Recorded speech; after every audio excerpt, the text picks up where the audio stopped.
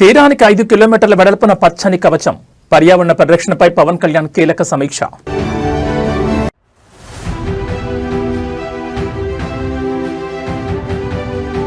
దయచేసి మన ఊరు మనబడి బిల్లులు చెల్లించండి. మండలిలో chairman Gutta shocking comments.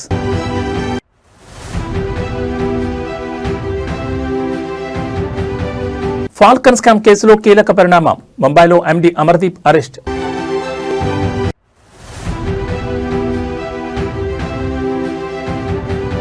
Delhi గాలిలో ప్రమాదకర సూపర్ బగ్స్. జేఎన్యూ పరిశోధనలో దిగ్భ్రాంతికర నిజాలు వెల్లడి. ఇక డీటెయిల్స్ చూస్తే great green wall of Andhra Pradesh ప్రాజెక్టుపై సచివాలయంలో అధికారులతో ఉప ముఖ్యమంత్రి పవన్ కళ్యాణ్ సమీక్షా సమావేశం నిర్వహించారు. ఈ సందర్భంగా ఆయన మాట్లాడుతూ ఏపీలోని గ్రేట్ గ్రీన్ వాల్ను 2030 నాటికి రాష్ట్రంలోని 1034 కిలోమీటర్ల తీర ప్రాంతాల్లో 5 కిలోమీటర్ల వెడల్పు గల గ్రీన్ బెల్ట్ను సృష్టికి నిర్దేశించిన పర్యావరణ ప్రాజెక్టు అన్నారు. తుఫాన్లు, సముద్ర మట్టం పెరుగుదల, కోత నుంచి రక్షించడానికి జీవన పర్యావరణ కవచం దీని ద్వారా ఏర్పాటు చేస్తున్నట్లు డిప్యూటీ సీఎం పవన్ కళ్యాణ్ పేర్కొన్నారు. ఇక జీవ వైవిధ్యం, జీవనోపాధిని పెంచేలా ప్రాజెక్టు నిర్మిస్తున్నట్లు డిప్యూటీ సీఎం పవన్ తెలిపారు. ఆఫ్రికన్ గ్రేట్ గ్రీన్ వాల్ నుంచి ప్రేరణ పొంది మడాడవులు, సరుగుడు, ఇతర ఉప్పు తట్టుకునే చెట్ల తోటలపై దృష్టి పెట్టినట్లు వెల్లడించారు. ఈ సమావేశానికి అటవీ పర్యావరణ శాఖ ముఖ్య కార్యదర్శి Kantilal Dande, principal conservator of forest PB చలపతిరావుతో పాటు ఇతర ఉన్నతాధికారులు హాజరయ్యారు. ప్రభుత్వ పాఠశాలల పునరుద్ధరణ, మౌలిక సదుపాయాల కల్పన కోసం మన ఊరు మనబడి పథకం కింద 360 కోట్లతో కాంట్రాక్టర్లు పనులు చేపట్టారని, ప్రస్తుతం ప్రభుత్వం వెంటనే ఆ నిధులను విడుదల చేయాలని శాసనమండలిలో chairman Gutha Sukhender Reddy shocking comments చేశారు. ఇవాళ సభలో ప్రశ్నోత్తరాల సమయంలో ఆయన మాట్లాడుతూ తన సొంత గ్రామంలోని పాఠశాల పనులు సగంలో ఆగిపోయాయని, చలికాలంలో పిల్లలు ఆరుబయట కూర్చుంటున్నారని కామెంట్ చేశారు. నిధుల విడుదల విషయం గురించి గత 1 సంవత్సరం నుంచి ప్రిన్సిపల్ సెక్రటరీ యోగితా రాణాకు, డిప్యూటీ సీఎం మల్లు భట్టి విక్రమార్కకు, ముఖ్యమంత్రి రేవంత్ రెడ్డికి చెప్పానని ఆయన తెలిపారు. రాష్ట్రంలో అన్ని రకాల పేమెంట్లు జరుగుతున్నాయని, కానీ ఈ ప్రభుత్వం మన ఊరు మనబడిని అమ్మ ఆదర్శ పాఠశాలని పేరు మార్చి మైనింగ్ సెస్కి అటాచ్ చేసిందని అన్నారు. అక్కడక్కడ కొన్ని పేమెంట్లు జరుగుతున్నాయని, అయితే ప్రస్తుతం అవి కూడా ఆగిపోయాయని పేర్కొన్నారు. ఇప్పటికే ప్రభుత్వ పాఠశాలలో డ్రాపౌట్లు పెరిగాయని, 2024-25 విద్యా సంవత్సరం ప్రకారం ప్రభుత్వ బడుల్లో 18.5 లక్షల మంది, ప్రైవేట్ పాఠశాలలో 36 లక్షల మంది చదువుతున్నారని తెలిపారు. కానీ ఈ సంవత్సరంలో ప్రభుత్వ పాఠశాలలో 3 లక్షల మంది కొత్త విద్యార్థులను చేర్చినట్లు అధికారులు లెక్కలు చెప్తున్నారని, అవన్నీ ఉత్తవేనని సెటైర్లు వేశారు. నిజానికి 30,000 మంది కూడా కొత్తగా చేరలేదని ఆయన చురకలంటించారు. ఇప్పటికైనా ప్రభుత్వం మన ఊరు మనబడి పేమెంట్లను క్లియర్ చేయాలని మండలి చైర్మన్ గుత్తా సుఖేందర్ రెడ్డి ప్రభుత్వాన్ని విజ్ఞప్తి చేశారు. బడులలో మన ఊరు మనబడి అనేటువంటి కార్యక్రమానికి ఇప్పటికీ 360 కోట్లు ఇవ్వాలి. ఎగ్జాంపుల్ నా విలేజ్దే చెప్తున్నాను. వాడు సగం పని చేసి పెట్టాడు, పిల్లలంతా చెట్ల కింద కూర్చుంటున్నారు. చలికాలం వేడ కూర్చోవాలి చెప్పండి. నేను నా విలేజ్ విషయం ఇప్పటికి 1 ఇయర్ నుంచి చెప్తా ఉన్నాను. ఇక్కడ ప్రిన్సిపల్ సెక్రటరీ యోగితారాణి గారు కూడా ఉన్నారు. వారికి పర్సనల్ లెటర్ రాసినాను, డిప్యూటీ సీఎం గారికి చెప్పినాను, సీఎం గారికి చెప్పినాను. మీరు ఇంత పేమెంట్ చేస్తున్నారు, 360 కోట్లు మన ఊరు మనబడి చేసడం ఒక భాగం. 2, ఈ ప్రభుత్వం వచ్చినాక అమ్మ ఆదర్శ పాఠశాలను పెట్టినారు. దాన్ని మీరు ఏం చేసినారు, మైనింగ్ సెస్కు అటాచ్ చేసినారు. ఆ మైనింగ్ సెస్ వచ్చిన దగ్గరనైతేనే కొంత పేమెంట్లు ఇస్తున్నారు, లేని దగ్గర అవి కూడా అయిపోయినటువంటి పరిస్థితి ఉన్నది. కాబట్టి దీని మీద మనం ఫస్ట్ వాడు కూర్చునేదానికి రూము అవన్నీ ఉన్న వసతులు ఉంటే, తర్వాత ఇప్పటికే మనకు గవర్నమెంట్ స్కూళ్ళల్లో డ్రాప్ అవుట్స్ ఎక్కువైపోయినాయి. మీరు మనం గతంలో చెప్పిన లెక్కల ప్రకారమే 24-25లో 18.5 లక్షల మంది ప్రభుత్వ పాఠశాలలో ఉన్నారు, 36 లక్షల మంది ప్రైవేట్ పాఠశాలలో ఉన్నారు. ఈ సంవత్సరం 3 లక్షల మంది చేర్చినామని చెప్పినారు, కానీ అది ఉత్తదే. 30,000 మంది కూడా కొత్తగా చేర్చుకోలేదు, లెక్కలు మాత్రం పంపిస్తున్నారు.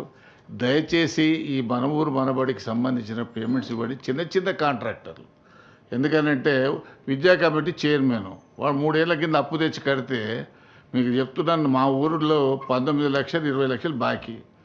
వాడు బాధపడలేక నేను 5 లక్షలు ఇచ్చినాను వానికి. అరే నీ బిల్లు వచ్చిందని మళ్ళీ నాకు బాపతి తెచ్చియమని. ఇటువంటి పరిస్థితి ఉన్నది. రైతుల సమస్యలపై బీఆర్ఎస్ పోరాటం కొనసాగుతోంది. సోయాబీన్ పంటను కొనుగోలు చేయాలని డిమాండ్ చేస్తూ బీఆర్ఎస్ ఇచ్చిన పిలుపు మేరకు ఆదిలాబాద్ జిల్లాలో బంద్ కొనసాగుతోంది. ఈ బంద్కు అఖిలపక్ష రైతు ప్రజా సంఘాల నేతలు, వ్యాపార సంస్థలు మద్దతు ప్రకటించాయి. ఈ నేపథ్యంలో ఇవాళ తెల్లవారుజామున ఆర్టీసీ డిపో ముందు మాజీ మంత్రి జోకర్ రామన్నతో పాటు బీఆర్ఎస్ కార్యకర్తలు ఆందోళన చేపట్టారు. కేంద్ర రాష్ట్ర ప్రభుత్వాలు స్పందించి సోయాబీన్ పంటను కొనుగోలు చేయాలని బీఆర్ఎస్ నాయకులు నినాదాలు చేశారు. ఈ క్రమంలో అక్కడికి వచ్చిన పోలీసులు వారిని అడ్డుకున్నారు. దీంతో పోలీసులు బీఆర్ఎస్ నాయకుల మధ్య కాసేపు తోపులాట జరిగింది. కాగా డిపో ముందు బస్సులను అడ్డుకున్న జోకర్ రామన్న బీఆర్ఎస్ నాయకులను పోలీసులు అరెస్ట్ చేశారు. వారిని మావల పోలీస్ స్టేషన్కు తరలించారు.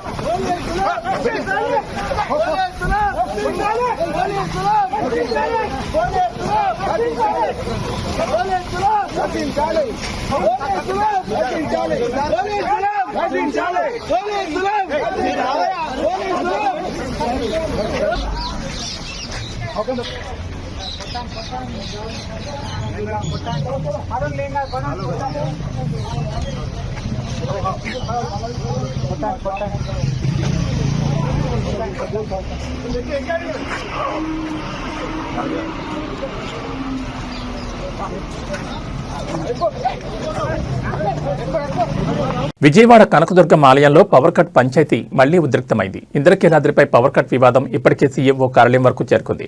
దుర్గగుడి ఈవో సీనా నాయక్పై దేవాదాయ కమిషనర్ రామచంద్ర మోహన్ ఆగ్రహం వ్యక్తం చేశారు. మొన్నటి వరకు విద్యుత్ అధికారులు వర్సెస్ ఆలయ అధికారుల మధ్య ఉన్న వివాదం ఇప్పుడు ఈవో వర్సెస్ కమిషనర్ మధ్య పంచాయతీగా మారిపోయింది. అయితే నూతన సంవత్సర శుభాకాంక్షల సందర్భంగా కూడా ఈవో దేవాదాయ కమిషనర్ మధ్య మాటల యుద్ధం జరిగింది. సోషల్ మీడియా కథనాల ద్వారా మాత్రమే పరిస్థితి తెలుసుకోవాల్సి వచ్చిందని ఈవోపై దేవాదాయ కమిషనర్ రామచంద్ర మోహన్ ఫైర్ అయ్యారు. సీఎంఓ కార్యాలయం నుంచి వివరణ అడుగుతున్నారని ఈవోకు కమిషనర్ తెలిపారు. వాళ్లకు నేనేం సమాధానం చెప్పాలంటూ ఈవోను దేవాదాయ కమిషనర్ ప్రశ్నించారు. ఇంద్రకీలాద్రిలో ఈ పవర్ వివాదం ఇంకా ఏ స్థాయికి చేరుతుందో ఇప్పుడు అందరికీ ఆసక్తికరంగా మారింది.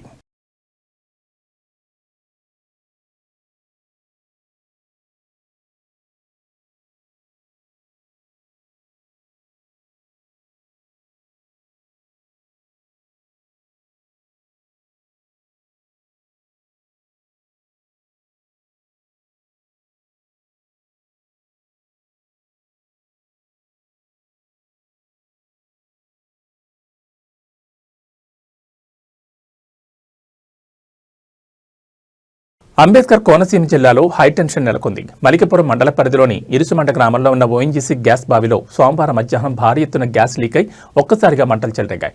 సుమారు 100 అడుగుల ఎత్తు వరకు మంటలు ఎగిసిపడుతుండటంతో స్థానికులు తీవ్ర భయాందోళనకు గురయ్యారు.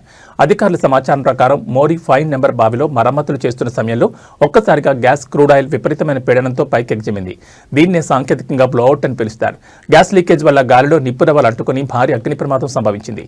ఈ బావిని ప్రైవేట్ సంస్థ డీప్ ఇండస్ట్రీస్ నిర్వహిస్తోంది. ప్రస్తుతం బావిలో సుమారు 40,000 క్యూబిక్ మీటర్ల గ్యాస్ నిల్వ ఉన్నట్లు అంచనా వేస్తున్నారు. ఈ గ్యాస్ ఒత్తిడి తగ్గే వరకు మంటలు నార్పడం అసాధ్యమని అధికారులు చెబుతున్నారు. మంటల తీవ్రతను తగ్గించేందుకు సమీపంలోని గోడవల్లి కాలువ నుంచి నీటిని మళ్లించేందుకు ఇంజన్లు ఏర్పాటు చేశారు. ఒకవేళ మధ్యాహ్నం లోపు మంటలు అదుపులోకి రాకపోతే బావిని శాశ్వతంగా మూసివేసే ప్రక్రియను చేపట్టాలని ఓఎన్జీసీ నిపుణులు భావిస్తున్నారు. రాజమండ్రి, నరసాపురం నుంచి నిపుణులు ఘటనా స్థలానికి చేరుకున్నారు. ప్రమాద తీవ్రత దృష్ట్యా ఇరుసుమండ గ్రామంతో పాటు చుట్టుపక్కల ఉన్న మరో 2 గ్రామాల ప్రజలను అధికారులు సురక్షిత ప్రాంతాలకు తరలించారు. లక్కవరం తదితర ప్రాంతాల్లోని కళ్యాణ మండపాల్లో వారికి వసతి కల్పించారు. ఇప్పటికే వందలాది కొబ్బరి చెట్లు అగ్నికి ఆహుతైన విషయం తెలిసిందే.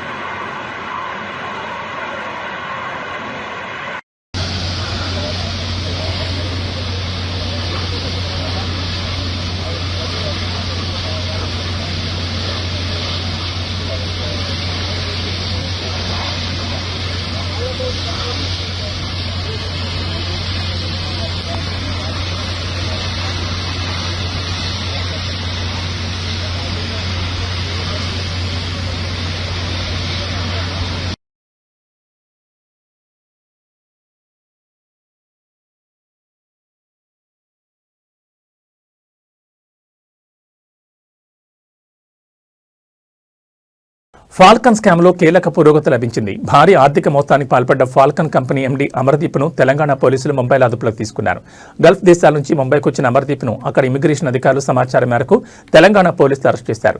అమర్దీప్పై ఇప్పటికే లుకౌట్ సర్క్యులర్ జారీ చేయడంతో అతడు భారత్లో అడుగుపెట్టిన వెంటనే అధికారులు అప్రమత్తమయ్యారు. డిజిటల్ డిపాజిట్ల పేరుతో దాదాపు 850 కోట్ల మేర ప్రజల నుంచి డబ్బులు వసూలు చేసి మోసం చేసినట్లు పోలీసులు గుర్తించారు.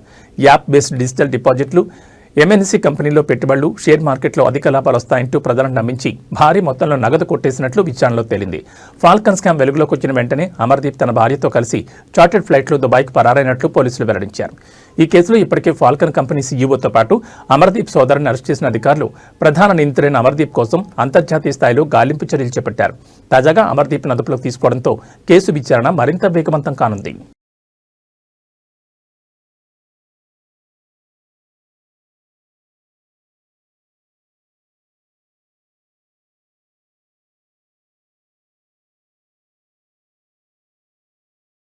చిత్తూరు జిల్లాలో మామిడి రైతులు తీవ్ర ఆగ్రహం వ్యక్తం చేస్తూ నిరసన బాటపట్టారు. జిల్లా వ్యాప్తంగా ఉన్న పలు జ్యూస్ ఫ్యాక్టరీలు, గుజ్జు పరిశ్రమలు రైతులకు చెల్లించాల్సిన సుమారు 360 కోట్ల బకాయిలను నెలల తరబడి పెండింగ్లో పెట్టడమే ఇందుకు ప్రధాన కారణంగా వారు పేర్కొంటున్నారు. గత సీజన్లో ప్రభుత్వం ప్రకటించిన మద్దతు ధర ప్రకారం ఫ్యాక్టరీ యజమానులు కిలో మామిడికి 8 రూపాయలు చెల్లించాల్సి ఉండగా కేవలం 4 రూపాయలు మాత్రమే ఇస్తుండటంతో అన్నదాతలైన తాము తీవ్రంగా నష్టపోతున్నామని ఆవేదన వ్యక్తం చేస్తున్నారు. ఈ మోసాన్ని నిరసిస్తూ గుడిపాల వంటి ప్రాంతాల్లోని జ్యూస్ ఫ్యాక్టరీల గేట్లకు తాళాలు వేసి బైఠాయించారు. తమ కష్టార్జితం తమకు అందే వరకు బకాయిలు పూర్తి స్థాయిలో చెల్లించే వరకు ఫ్యాక్టరీలను తెరిచే ప్రసక్తే లేదని రైతులు హెచ్చరిస్తున్నారు. మరోవైపు ప్రభుత్వం తరపున అందాల్సిన 4 సబ్సిడీ కొంతవరకు రైతుల ఖాతాల్లో జమైనప్పటికీ ఫ్యాక్టరీల నుంచి రావాల్సిన మెజార్టీ వాటా రాకపోవడంతో రైతులు అప్పుల ఊబిలో కూరుకుపోతున్నామని చెప్తున్నారు. ఇప్పటికే జిల్లా కలెక్టరేట్ వద్ద కూడా చెలో కలెక్టర్ ఆఫీస్ పేరుతో భారీ నిరసన ప్రదర్శన జరిగిన విషయాన్ని గుర్తు చేశారు. పొరుగు రాష్ట్రాలైన కర్ణాటక, తమిళనాడులో ధరల తగ్గుదలను సాగుగా చూపుతూ ఇక్కడి ఫ్యాక్టరీ యజమానులు తమను నిలువునా ముంచుతున్నారని రైతులు ఆవేదన గురవుతున్నారు. కొత్త సాగు సీజన్ ప్రారంభమవుతున్న తరుణంలో ఎరువులు, ఇతర పెట్టుబడులకు డబ్బు లేక ఇబ్బంది పడుతున్నామని, వెంటనే ప్రభుత్వం జోక్యం చేసుకుని ఫ్యాక్టరీల నుంచి బకాయిలు వసూలు చేయించాలని వారు ప్రభుత్వాన్ని డిమాండ్ చేస్తున్నారు. వీళ్ళు గవర్నమెంట్ ఆ రోజు 7 రూపాయలు అని చెప్పి ఫిక్స్ చేయడం జరిగింది. దానికి 8 రూపాయలు ఫిక్స్ చేసినప్పుడు ఫ్యాక్టరీ వాళ్ళు అందరూ కూడా దానికి సమ్మతించి వచ్చారు. గవర్నమెంట్ ఇవ్వాల్సిన 4 రూపాయలని రైతులకు ఆల్రెడీ అందరికీ కూడా చేరిపోయింది. ఫ్యాక్టరీ వాళ్ళు మాత్రం లాభాలు సంపాదించకుండా ఉన్నారు, కానీ రైతులకు ఇవ్వడంలో వెనుకం చేస్తూ ఉన్నారు.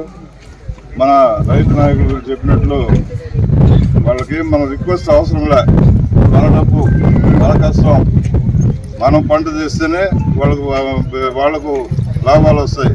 వాళ్ళు మరీ విపరీతంగా పోతూ ఉన్నారు. కాబట్టి 14వ తేదీ మీరు అన్నట్లు ముఖ్యమంత్రి గారిని కలుస్తాము. లేని పక్షంలో డైరెక్ట్గా వచ్చి ఫ్యాక్టరీలు ఆపేస్తాం. ఫ్యాక్టరీ లోపల అందులో ఈ ఫ్యాక్టరీ వాళ్ళు వచ్చి పర్టికులర్గా పెక్యులర్ పర్సన్స్ ఎన్నడీ చుట్టుపక్కల గ్రామాలు అన్నిటికీ తెలుసు. వీళ్ళు చేస్తూ ఉండే అరాచకాలు. ఈ ఫ్యాక్టరీలో గలీజు మొత్తం ఈ చెరువులో ఉంటుంది. ఈ ఫ్యాక్టరీలో గలీజు మొత్తం ఈ చెరువులో ఉంటుంది. దీన్ని ఈ నీళ్లు రైతులు తాగాల, ప్రజలు వాడుకోవాలా. కనీసం ఖర్చున్న ఇస్తామనేసి 12 రూపాయలు ఫిక్స్ చేసి ఇస్తామని చెప్పినారు. మళ్ళీ 2 రోజులు ఫ్యాక్టరీలు తెరవకుండా మళ్ళీ ముఖ్యమంత్రి 4 రూపాయలు మేము ఇస్తాము, 8 రూపాయలు మీరు ఇవ్వండి అనేది మాట్లాడుకొని, అది రైతులకు తెలియదు.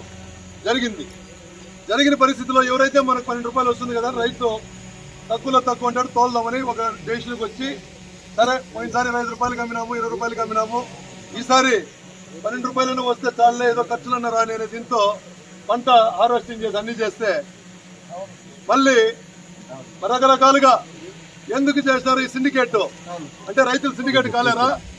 ఈ విధంగా సిండికేట్లు అయ్యి ఇక్కడ కూడా ఏం జరిగిందంటే, ఏదైతే ఇక్కడ మేనేజర్ గారు తురపు గారు ఉన్నారో కాసాకాడ మాతో చెప్పడం జరిగింది. ముఖ్యమంత్రి గారు రీజనబుల్ రేట్ ఫిక్స్ చేశారు, మాకు కూడా పర్వాలేదు, మేమంతా రేట్ ఇస్తామని చెప్పినారు. మళ్ళీ వారం తర్వాత వీళ్ళంతా సిండికేట్ అయ్యి, ఇంతకుముందు ఇలాంటి పెద్ద ఫ్యాక్టరీలు ఒక లెవెల్గా జరుగుతూ ఉన్నాయి. ఇప్పుడు చిత్తూరు తూర్పు సైడు చిన్న ఫ్యాక్టరీలు పెట్టేసి వాళ్ళు వీళ్ళని మేనేజ్ చేస్తున్నారు. మేనేజ్ చేస్తా లాస్ట్లో వీళ్ళ రేటు ఇష్టాన్ని తగ్గించుకుంటూ వస్తా, కృష్ణగిరిలో తగ్గిపోయింది, ఆడు తగ్గిపోయింది అనేసి. కృష్ణగిరిలో ఎందుకు తగ్గిపోతుంది? కృష్ణగిరిలో 13 ఫ్యాక్టరీలు ఉన్నాయి. ప్రతి సంవత్సరం కృష్ణగిరి వాళ్ళు 40-50 రూపాయలకి ఇక్కడి నుంచి కొనుక్కొని పోతారు. ర్యాంపులు పెట్టిందే కృష్ణగిరి వాళ్ళు చిత్తూరులో. మనకు ఎన్నోసార్లు ఈ ర్యాంపులు అంతా లేకపోతే మేము ఇంకా రేట్ ఇస్తామని చెప్తారు ఈ ఫ్యాక్టరీ వాళ్ళు. ఎప్పుడో రేట్లు ఎక్కువ ఉండేటప్పుడు ఇప్పుడు అదే కృష్ణగిరి సాకు చూపించి ఇక్కడ దోచుకుంటూ ఉన్నారు. ఇది మంచి పద్ధతి కాదు. ఏదైతే ఈసారి గవర్నమెంట్ మధ్య మార్గంగా రేటు ఫిక్స్ చేసిందో దాన్ని అమలు చేయాలి. దాంతో కూడా 6 నెలలు లేట్ చేసిన దానివల్ల ప్రతి సంవత్సరం. అనంతపురం జిల్లాలోని పెద్దపప్పూరు మండలం నామనంకపల్లిలో గ్రామ జాతర ఘనంగా జరుగుతోంది. ఈ జాతరకు పుర ప్రముఖులతో పాటు రాజకీయ ప్రముఖులు హాజరవుతున్నారు. వైసీపీ మాజీ ఎమ్మెల్యే కేతిరెడ్డి పెద్దారెడ్డి నామనంకపల్లిలో జరుగుతున్న గ్రామ జాతరకు హాజరయ్యేందుకు బయలుదేరారు. ఈ క్రమంలో ఆయనను జాతరకు వెళ్లడానికి పోలీసులు అభ్యంతరం తెలిపారు. అదే సమయంలో అక్కడకు జేసీ ప్రభాకర్ రెడ్డి, అస్మిత్ రెడ్డి జాతరకు వస్తున్నారనే సమాచారం ఉందని పోలీసులు పేర్కొన్నారు. ఇరువురు ఎదురుపడితే గ్రామంలో ఘర్షణ తలెత్తే అవకాశం ఉంటుందని భావిస్తున్నట్లు అంచనా వేశారని సమాచారం. ఈ క్రమంలో పెద్దారెడ్డిని పోలీసులు అడ్డుకున్నట్టు తెలుస్తోంది. అయితే దీనిపై వైసీపీ నాయకత్వం స్పందిస్తూ పోలీసులు అత్యుత్సాహాన్ని ప్రదర్శించారని ఆరోపించింది. జాతరకు హాజరయ్యేందుకు వెళితే అడ్డుకోవడం ఏంటని ప్రశ్నించింది. గతంలో కూడా పోలీసులు ఇదే విధంగా వ్యవహరించారని ఆగ్రహం వ్యక్తం చేసింది. కోర్టు ఆదేశాలున్నా వాటిని పోలీసులు పట్టించుకోవడం లేదని, జేసీ ఆదేశాలతో పదే పదే పెద్దారెడ్డిని అడ్డుకుంటున్నారని విమర్శించారు. ఇంకెంతకాలం ఇదే తీరు కొనసాగుతుందని నిలదీశారు. టెంపుల్కి అయితే ఎప్పుడో సార్ వచ్చింది. అవన్నీ కాదు అయితే ఇప్పుడు సిచ్యువేషన్ వాళ్ళు రాని ఎత్తు నేను రాను. వాళ్ళు కూడా కట్టే చేస్తారా? ఏంది ఆ చేతులు పట్టుకుంటే ఇంకేది ఎవరైనా చెప్పేది నువ్వు బెదిరించా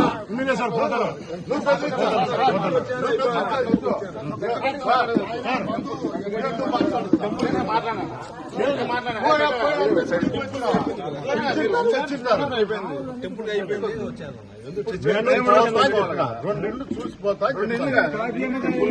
మీరు వేరే దానికి అందరికీ అదే ఉంది. తెలుగులో అల్లో లేదు, వేరే దానికి లేదు. టెంపుల్ దర్శనం ఎవరు చెప్పినారు? అల్లో లేదు. నేనే చెప్తాను. నేనే కొడతాను. నేనే పోలీస్ ఆఫీసర్. మీ ఆఫీసర్ సిచ్యువేషన్ నేను కంట్రోల్ చేసుకోవాలి. ఆ సిచ్యువేషన్ నేను కంట్రోల్ చేసుకోవాలి. అట్లా నేను చెప్పాను. టెంపుల్ వచ్చారు, ఇదే అయిపోయారు, వెళ్ళండి అని చెప్పాను. ఇప్పుడు దాన్ని కోఆపరేట్ చేయండి. నేను కాదండి.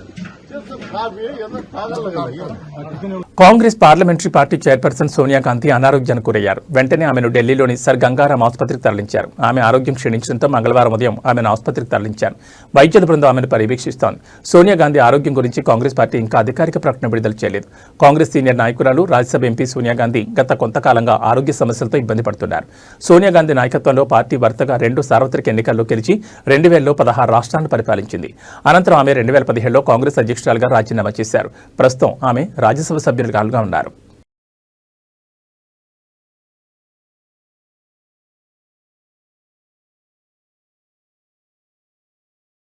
తిరుమల తిరుపతి దేవస్థానం బోర్డు పరకామణి చోరీ కేసులో నివేదికపై ఏపీ హైకోర్టు అసంతృప్తిని వ్యక్తం చేసింది. పరకామణి చోరీ కేసు నేపథ్యంలో అలాంటివి జరగకుండా మెరుగైన ప్రత్యామ్నాయ విధానాలపై నివేదిక ఇవ్వాలని గతంలో న్యాయస్థానం ఆదేశాలిచ్చింది.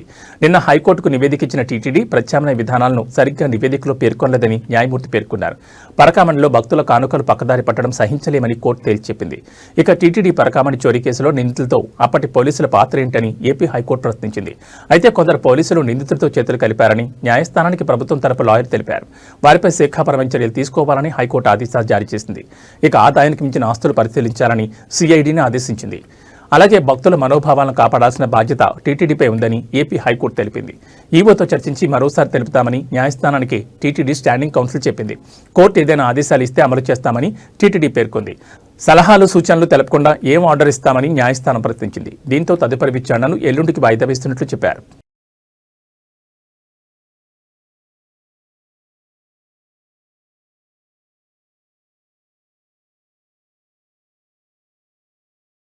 దేశ రాజధాని ఢిల్లీని శీతాకాలంలో కమ్మేసే విషపూరిత పొగమంచు కేవలం శ్వాసకోశ ఇబ్బందులనే కాకుండా అంతకు మించిన ఆరోగ్య విపత్తును మోసుకొస్తోందని తాజా అధ్యయనం హెచ్చరించింది. జవహర్లాల్ నెహ్రూ యూనివర్సిటీ పరిశోధకులు నిర్వహించిన అధ్యయనంలో ఢిల్లీ గాలిలో యాంటీబయోటిక్స్ ను సైతం ఎదిరించే సూపర్ బగ్స్ ఉన్నట్లు తేలింది. నేచర్ సైంటిఫిక్ రిపోర్ట్స్ జర్నల్లో ఈ వివరాలు వెల్లడయ్యాయి. పరిశోధకులు ఢిల్లీలోని రద్దీ మార్కెట్లు, మురికివాడలు, నివాస ప్రాంతాలు, మురుగునీటి శుద్ధి ప్లాంట్ల వద్ద గాలి నమూనాలను సేకరించారు. శీతాకాలంలో కాలుష్యం గరిష్ట స్థాయికి చేరుకున్నప్పుడు ఈ బ్యాక్టీరియా కౌంట్ ప్రతి క్యూబిక్ మీటర్కు 16,000 కాలనీ ఫార్మింగ్ యూనిట్లుగా నమోదైంది. ఇది ప్రపంచ ఆరోగ్య సంస్థ సూచించిన సురక్షిత పరిమితి కంటే 16 రెట్లు ఎక్కువ. వర్షాకాలంలో వర్షాల వల్ల ఈ ప్రభావం కొంత తగ్గినప్పటికీ శీతాకాలంలో తక్కువ ఉష్ణోగ్రత, తేమ కారణంగా ఈ సూక్ష్మజీవులు గాలిలో ఎక్కువ కాలం జీవిస్తున్నాయి. గాలిలో గుర్తించిన బ్యాక్టీరియాలు అధిక భాగం స్టెఫిలోకాకస్ రకానికి చెందినవి. ఇవి సాధారణంగా చర్మ వ్యాధులు, న్యూమోనియా, రక్తంలో ఇన్ఫెక్షన్లకు కారణమవుతాయి. వీటిలో 73% బ్యాక్టీరియా బహుళ యాంటీబయోటిక్స్ ను తట్టుకునే సామర్థ్యాన్ని కలిగి ఉండడం ఆందోళనకరం. ప్రాణాధారమైన మెథిసిలిన్ వంటి మందులను కూడా ఇవి లొంగడం లేదని MECA అనే జన్యు ఉనికి ద్వారా శాస్త్రవేత్తలు ధృవీకరించారు.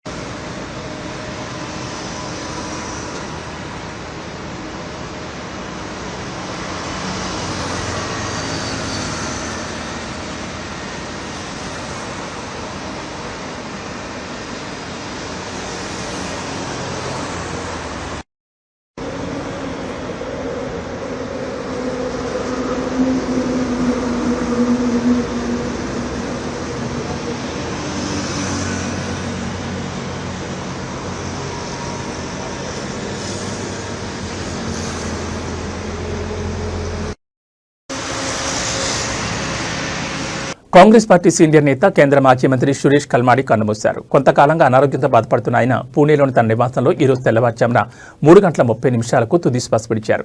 కుటుంబ సభ్యుల సమాచారం ప్రకారం ఇవాళ మధ్యాహ్నం 2 గంటల వరకు ఎరండవాణిలోని కల్మాడి హౌస్లో ఆయన భౌతికాయాన్ని ప్రజల సందర్శనార్థం ఉంచుతారు.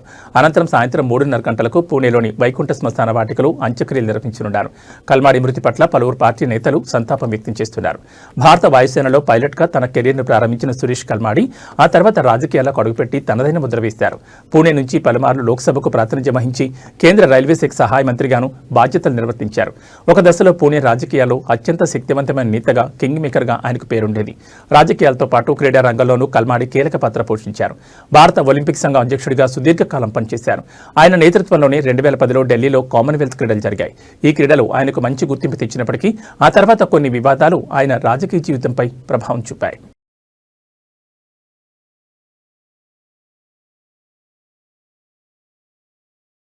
ఇక బులెటిన్ ముగించే ముందు హెడ్లైన్స్ మరోసారి.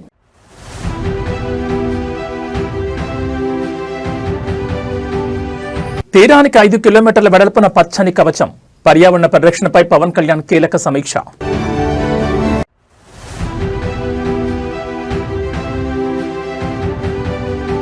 దయచేసి మన ఊరు మనబడి బిల్లులు చెల్లించండి, మండలిలో chairman Gutta shocking comments.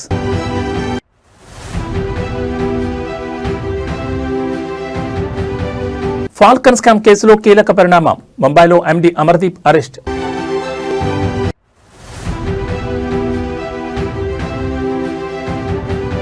Delhi గాలిలో ప్రమాదకర సూపర్ బగ్స్, JNU పరిశోధనలో దిగ్భ్రాంతికర నిజాలు వెల్లడి. ఇవి బులెటిన్ విశేషాలు. నమస్కారం.